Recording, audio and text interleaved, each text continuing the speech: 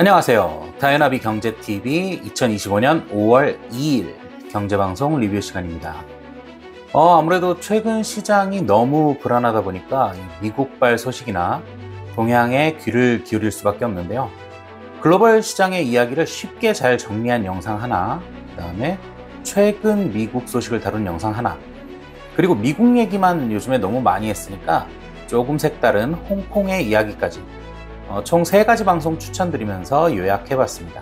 바로 같이 보시죠. 먼저 첫 번째는 SBS가 제작하는 지식뉴스 교양이를 부탁해 5월 1일자 방송입니다. 신한은행 패스파인더 단장을 맡고 계신 오건영 단장님 나오셨는데요.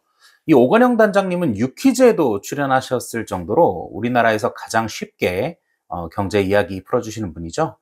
이번에도 역시 아주 쉽게 미국채 관련 얘기를 해주셨습니다. 간단히 요약을 해보자면요.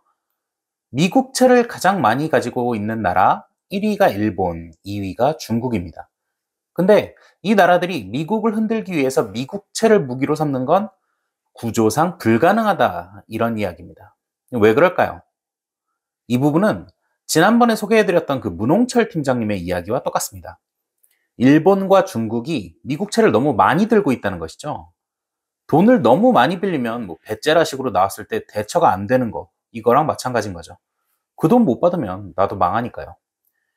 마치 주식에서 1대 주주와 2대 주주가 주식을 팔기 시작하면 주가가 급락하잖아요. 이런 것처럼 이들이 크게 움직이는 순간에 자기들도 더 싸게 내놔야 돼서 손해가 크다는 겁니다. 특히 중국의 경우에는 40년간 미국에 수출해서 돈을 벌었는데 그 달러 어디다 썼나요?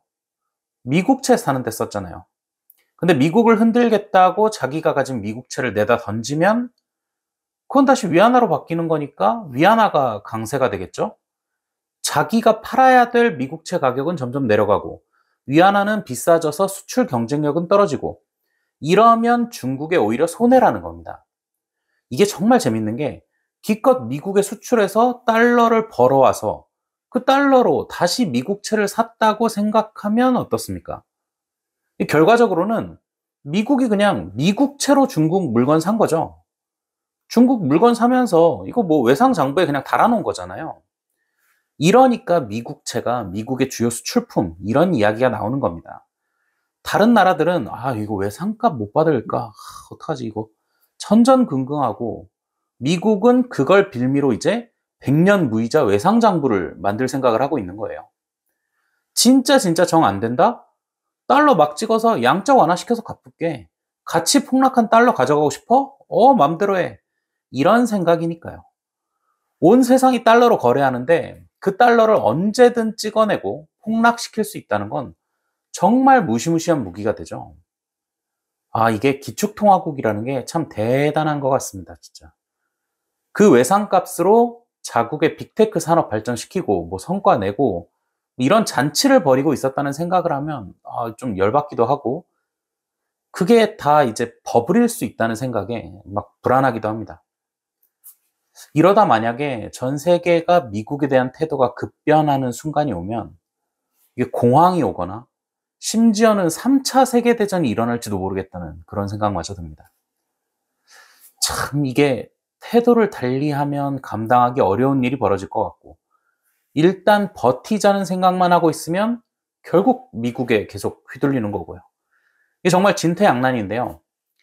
이렇게 복잡하고 어려운 상황에서 달러의 신뢰도를 대체할 무언가를 찾게 된다면 그러면 정말 급격하게 이 코인의 시대가 올 수도 있겠다는 그런 생각도 조금씩 듭니다. 여튼 많은 생각이 들게 하는 좋은 방송이니까요. 자세한 내용은 영상 하단 링크를 통해서 꼭 풀버전 시청해 보시기 바라겠습니다. 자, 두 번째는 연합뉴스 경제TV 5월 2일 오늘자 아침 방송입니다. 선재규 연합뉴스 선임기자 나오셔서 미국 소식들 전해주셨는데요. 대충 한 12가지 정도의 굉장히 많은 뉴스를 전해주셨는데, 그 중에 제일 흥미로운 뉴스는 무역협상 진행 상황 관련 이야기였습니다.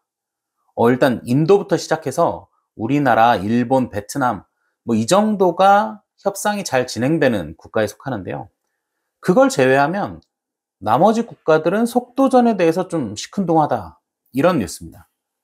지금 무역 그 미국에 있는 무역팀들, 이 팀들은 24시간 풀 체제로 운영되고 있다고 하는데요. 그만큼 빠르게 성과를 보고 싶은 거죠. 트럼프 입장에서는 90일 관세 부과 유예가 끝나는 한 7월, 8월 이 정도까지는 어느 정도 성과가 나야 돼서 굉장히 빠르게 진행시키고 싶은데 트럼프 진짜 속내가 뭐야? 그거 알기 전까지 협상 안 해, 못 해. 이런 식으로 나오고 있다는 겁니다. 우리나라의 경우에도 협상 들어가기 전에 대통령이 부재 중이다, 우리 대선 전국이다, 뭐 일본 하는 거 보고 나서 해도 된다, 이런 식으로 협상을 미뤄야 된다는 말이 굉장히 많았잖아요. 많은 나라들이 실제로 그런 전략을 취하고 있는 거죠. 우리나라에 대해서는 뭐 트럼프가 이야기하기로 협상 잘 되고 있고 뭐 미국이 유리하다, 뭐 이런 식으로 얘기했다고는 하는데 그거는 뭐 일단 내부 선전용이니까 뭐 트럼프가 미국 내에서 뭐라고 하든 말하든 뭐 그건 그렇다 치더라도 우리나라 입장에서만 볼 때 이거 협상 잘해야 될 텐데, 얻어낼 거 다 얻어내야 되는데 너무 쉽게 정하는 거 아닌가? 이런 생각이 좀 들기는 합니다. 물론 뭐 무슨 일을 벌일지 모르는 트럼프한테 조금이라도 먼저 신뢰의 손을 내밀어 주는 것도 좋은 전략일 수 있겠죠. 뭐 지금 일본의 라스트 프렌드 전략이 딱 그런 식이니까요. 하지만 그럼에도 불구하고 우리나라를 위한 협상이니만큼 좀 더 면밀히 보고 가야 하는 게 아닌가 싶은 생각이 듭니다. 이 패스트 트랙에 가까운 이 전략이 옳을지 아닐지는 뭐 나중에 알게 되겠지만, 당장에 많은 나라들이 좀 주춤거리면서 미국과의 협상을 미루고 싶어 한다는 뉴스를 보니까 불안감이 생기는 건 어쩔 수 없는 것 같습니다. 뭐 이 밖에도 우크라이나 광물 협정 이야기나 제가 엊그제 뉴욕타임즈 보면서 잠깐 말씀드렸던 성탄절 선물 대란 관련 뉴스도 있으니까요. 자세한 뉴스 방송으로 한번 풀 버전으로 보시길 추천드립니다. 자, 세 번째는 머니인사이드 4월 30일 방송입니다. 박정호 교수님께서 홍콩 관련 이야기를 전해주셨는데요. 요즘에 너무 미국 얘기만 들리는 와중에 미국 얘기와도 연관성이 좀 있고 아시아 시장, 뭐 한국 경제의 미래, 이런 걸 동시에 살펴볼 수 있는 재밌는 방송이라서 추천해 드리려고 합니다. 간단히 요약을 하자면 홍콩은 옛 전성기를 뒤로 하고 중국화되면서 쇠퇴하고 있고 그 대안으로 싱가포르가 떠오르고 있다는 얘기입니다.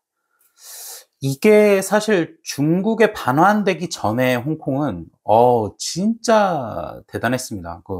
거의 뭐 아시아 최고의 도시라고 봐도 무방할 정도였죠.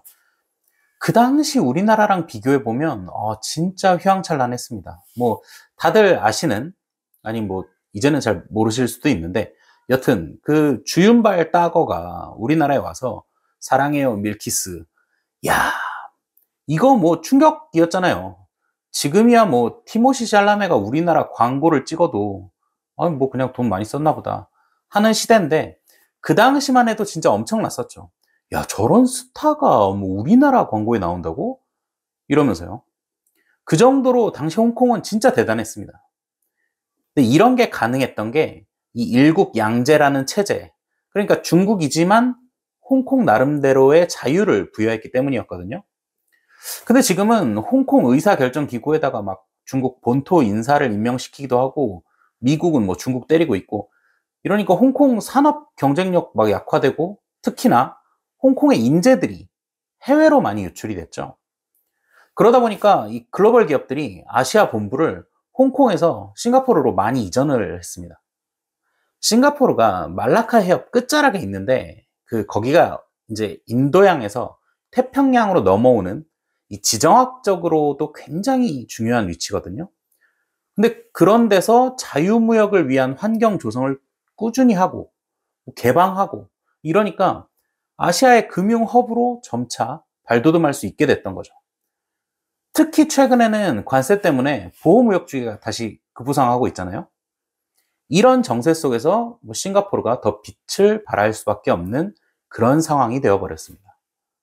저는 이 방송에서 설명한 내용이 바로 소프트 파워가 얼마나 중요한지를 알려주는 내용이라고 생각하는데요. 정치 체제나 뭐 교육 수준, 뭐 산업의 양상, 뭐 이런 눈에 잘 안 보이는 지표들이 결국 그 나라의 인재가 어디로 가느냐, 뭐 어떤 산업을 발달시키느냐, 이런 미래를 결정하게 되는 좋은 예시라는 생각이 들었습니다. 근데 과연 지금 우리나라는 어떨까요? 뭐, 여러분들도 이 방송을 풀 버전으로 보시고 많은 고민과 생각 같이 나눠보셨으면 좋겠습니다. 자, 다이나비 경제TV 2025년 5월 2일. 오늘은 미국채 이야기, 그다음에 미국의 현재 상황, 그리고 홍콩의 예시를 통해서 소프트 파워의 중요성을 이야기하는 방송까지 알아봤습니다.